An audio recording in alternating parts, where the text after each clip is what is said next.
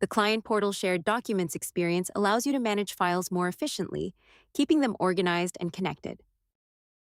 Now you can trigger workflows when a contact uploads a file through this experience for improved management. Let's learn how to use it. Navigate to the Workflows tab inside the Automation section and create a new workflow. Add the Trigger Client Portal file uploaded. Configure the workflow actions as relevant and publish the workflow. Now you might be wondering how you can guide my customers through the upload process, so let's give it a check. Navigate to the Shared Documents section and click plus Add Files. Upload a single file or multiple files. Click Upload to submit the files. This feature closes that automation gap by enabling you to notify team members and start onboarding and approval processes, helping you ensure no important uploads are missed. We hope you enjoy it.